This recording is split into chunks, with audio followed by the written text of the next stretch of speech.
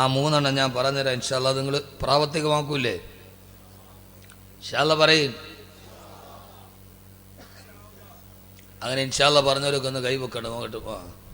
കൈയുള്ളവരൊക്കെ പൊക്കി 2 കൈയും വെക്ക്. മാഷാ അല്ലാഹ്. താഴ്ത്തിയിട്ട് ഉറക്കം പോകാൻ വേണ്ടി ചെയ്താൽ വേറൊന്നുമില്ല അതിനകത്ത്. ഒന്ന് റീഫ്രഷ്മെൻറ്റ് ചെയ്താണ്, ഒന്ന് റീഫ്രഷ് ആവാൻ വേണ്ടി. നമ്മൾ കമ്പ്യൂട്ടർ സിസ്റ്റമൊക്കെ ഓണാക്കുമ്പോൾ കാണൂലേ റീഫ്രഷ്, അത്രേ ഉള്ളൂ. ഒന്നാമത്തെ ചിന്ത. അപ്പോൾ ആണുങ്ങൾക്ക് ബക്കറ്റില്ലേ?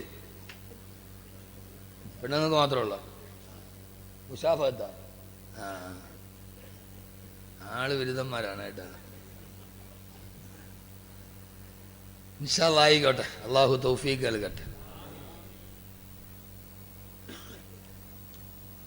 അപ്പോൾ ബക്കറ്റ് പിരിവില്ല. അവസാനം എല്ലാവരും വന്നൊന്ന് മുസാഫത്ത് ചെയ്യണം. ഒരു നല്ല സദഖയാണ്. ഇൻഷാ അല്ലാഹ് വരൂലേ? അത് ആ സമയമാകുമ്പോൾ മുങ്ങൂ.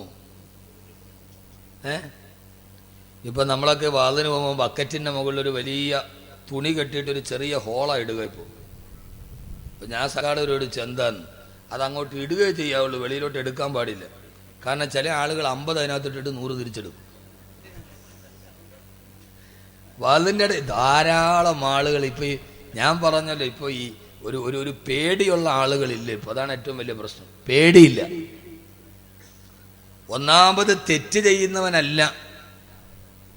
പണ്ട് നമ്മളെങ്ങാനൊരു തെറ്റ് ചെയ്താൽ നമ്മൾ സമ്മതിക്കുവാൻ, ഇപ്പം സമ്മതിക്കില്ല. പണ്ട് സ്കൂളിലേക്ക് പോകുന്ന വഴിയിൽ ഈ മോശമായ ഫിലിമുകളുണ്ട്. എന്നതിനകത്ത് എഴുതിയിട്ടുണ്ടാവും. അതിൻ്റെ പോസ്റ്ററെങ്ങാനും നോക്കി നിന്നാൽ വാപ്പ കണ്ടാൽ പിടിച്ചിട്ട് നീ എന്ത് വൃത്തികേടാ കണ്ട, വാപ്പ അടിച്ച് പൊതിച്ചു കളയും. വാപ്പാനോട് അല്ലാ വാപ്പ ഞാൻ ഇനി കാണുകയോ ഇല്ല. അങ്ങനെയല്ലേ പറയൂ? അങ്ങനെയല്ലേ പറയൂ? നിങ്ങളെന്ത് മനുഷ്യന്മാരെ, ഇനി അതിന് ബുഖാരി ഓതണോ? അങ്ങനെയല്ലേ പറയൂ? ഉറപ്പാണ്. ഇപ്പോ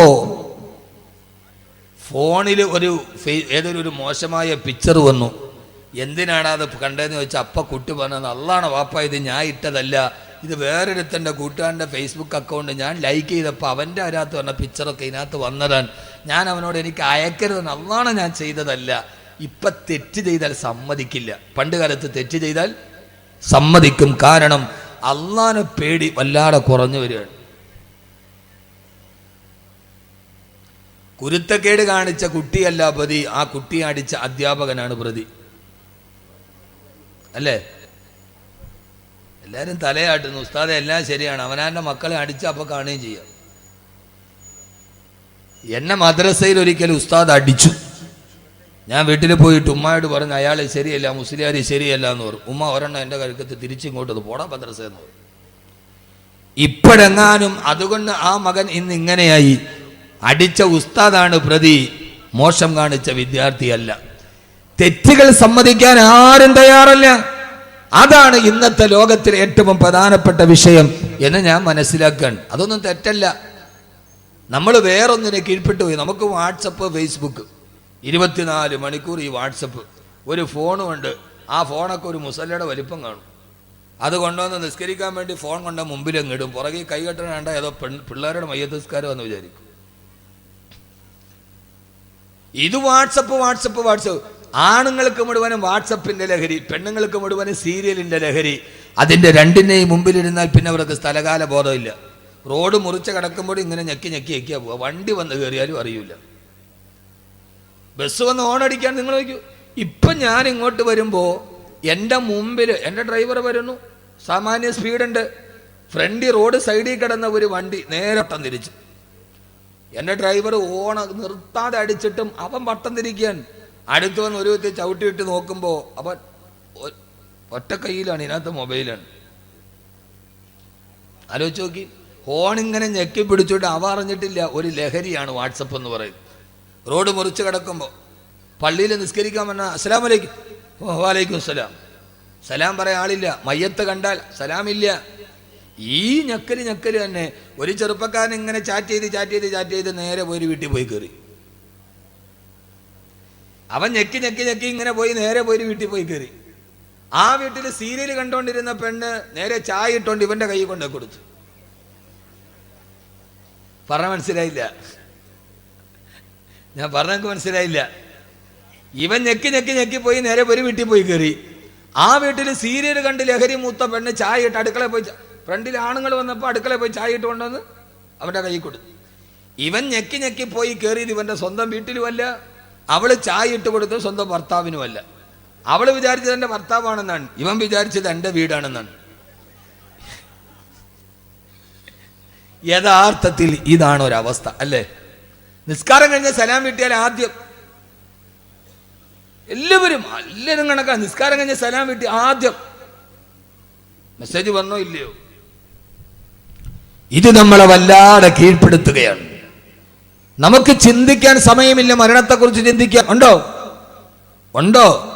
ഇല്ല. മയ്യത്ത് കണ്ടു കഴിഞ്ഞാൽ പണ്ടൊരു മരണ വീട്ടിൽ പോയാൽ അടുത്തു നിന്ന് മാറി നിന്ന് കരയും, അല്ലാഹുവേ നാളെ ഞാനും ഇതേപോലെ പോകേണ്ടതല്ലേ? ഇദാ ഹമൽത ഇലൽ ഖുബൂരി ജനാസതൻ ഫയഖിം ബിഅന്നക ബഅദഹാ മഹ്മൂലു. പടച്ചവനെ നാളെ ഇതേപോലെ എന്നെയും കൊണ്ടുപോകുമല്ലോ. ഇത് മയ്യത്ത് കണ്ടു മാറി നിന്നിട്ട് ചിന്തിക്കാൻ സമയമില്ല. അതാണ് പുതിയ ലോകത്തിൻ്റെ ഏറ്റവും വലിയ വിശേഷം.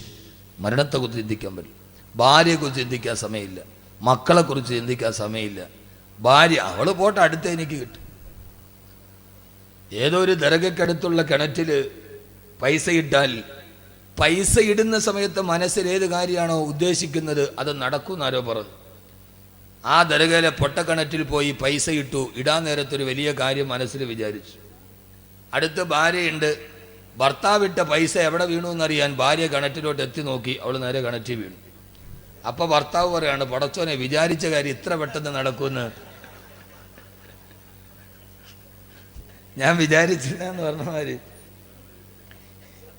ഈ വിചാരിച്ച കാര്യം ഇത്ര പെട്ടെന്ന് നടക്കുമെന്ന് എല്ലാവർക്കും അവരവർക്ക് മറ്റൊരാൾ ഭാരമായി.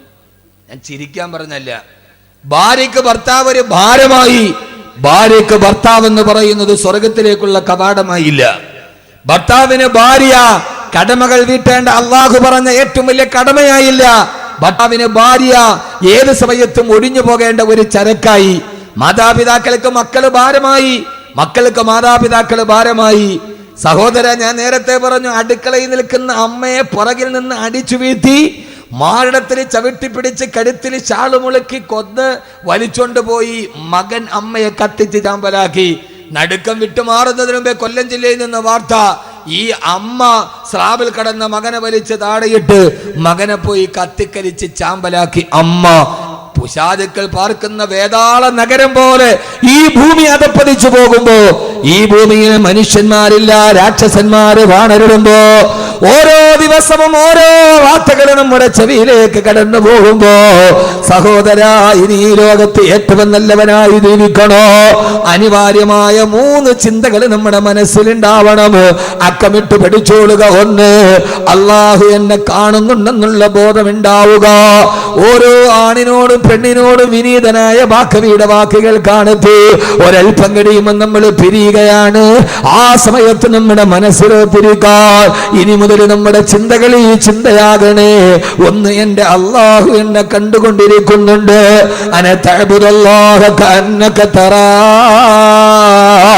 ഫഇൻ ലം തകുൻ തറാഹു ഫഇന്നഹു യറാ. എന്റെ ചെറുപ്പക്കാരെ, ഈ ബോധം മനസ്സിലേക്ക് ചേർത്ത് വെക്കുക. അള്ളാഹുവിനെ ഞാൻ കാണുന്നില്ലെങ്കിലും അള്ളാഹു എന്നെ കണ്ടുകൊണ്ടിരിക്കുന്നുണ്ട്. എനിക്കെന്റെ റബ്ബിനെ പേടിയാ, എനിക്കെന്നെ അള്ളാനെ പേടിയാ. സഹോദര, ഈ പേടിയിലൂടെ നടന്നു പോകുമ്പോ എനിക്കെന്റെ റബ്ബിനെ പേടിയാ. ഈ ഉപ്പളക്കുന്നിലെ ഓരോ വീട്ടിലും ഇങ്ങനെ ഒരു ചിന്തയുണ്ടാവണം. ആണിനുണ്ടാവണം, പെണ്ണിനുണ്ടാവണം, മക്കൾക്കുണ്ടാവണം. പാതിരാ സമയത്ത് ഉമർ റളിയല്ലാഹു തആല നടന്നു പോകുമ്പോ, മോളെ പാലില് വെള്ളം ചേർക്കോളെ. ഉമ്മ, ഉമർ കാണില്ല. ഉമ്മ, മോളെ ഉമർ റളിയല്ലാഹു തആല ഉറക്കമാണല്ലോ. ആരും അറിയാതെ പാലില് വെള്ളം ചേർക്കാൻ കൗമാരക്കാരിയായ സുന്ദരി പെണ്ണിനോട് പറഞ്ഞപ്പോ ആ പെണ്ണ് ചോദിച്ചൊരു മറുപടിയുണ്ട്. ഉമ്മ, ഇദാ കാന ഉമറു നായിമൻ ഫറബ്ബു ഉമറു യഖ്ലാ. ഉമർ ഇറങ്ങിയാലും ഉമറിന്റെ റബ്ബിറങ്ങില്ലല്ലോ ഉമ്മ. ഉപ്പളക്കൊന്നിലെ വീട്ടിൽ ഈ കൗമാരക്കാരി ഉണ്ടാവട്ടെ, ഉമ്മ തെറ്റ് ചെയ്യാൻ പോകുന്ന സമയത്ത് ഉമ്മയുടെ കൈ പിടിച്ചിട്ടുമ്മ, അള്ളാനെ പേടിക്കണേ ഉമ്മ, അള്ളാനെ പേടിക്കണേ ഉമ്മ, ഉപ്പാനെ ചതിക്കല്ല ഉമ്മ, ഗൾഫിൽ നിൽക്കുന്ന ഉപ്പാനെ ചതിക്കല്ല ഉമ്മ, അള്ള കാണുന്നുണ്ടുമ്മ എന്ന് പറയുന്ന കൗമാരക്കാരി +1 പഠിക്കുന്ന, +2 പഠിക്കുന്ന, എഞ്ചിനീയറിംഗിന് പഠിക്കുന്ന, ഹോസ്റ്റലിൽ താമസിക്കുന്ന, ആരുമില്ലാത്ത സമയത്ത് കോളേജിന്റെ ഇടനാടികളിൽ കാമകനോട് സല്ലാപം നടത്തുന്ന, അന്യപുരുഷനുമായി ബീച്ചുകളിലൂടെ കറങ്ങി നടക്കുന്ന കൗമാരക്കാരിയിൽ നിന്ന് മാറി വീടിന്റെ ഉള്ളിൽ ഉമ്മ ഒരു തെറ്റ് ചെയ്യാൻ പോയാൽ ഉമ്മാടെ കയ്യിലേക്ക് കടന്നു പിടിച്ചിട്ടുമ്മ, അള്ളാനെ പേടിക്കണേ, ആഖിറത്തെ പേടിക്കണേ, ഉപ്പാനെ ചതിക്കല്ല ഉമ്മ എന്ന് തിരുത്തി കൊടുക്കാൻ കഴിയുന്ന കൗമാരക്കാര് ഉപ്പളക്കുന്ന് മുഹീദ്ദീൻ ജുമാ മസ്ജിദിന്റെ ഓരോ മഹല്ലിലെ വീടെങ്ങനെയായി മാറണം.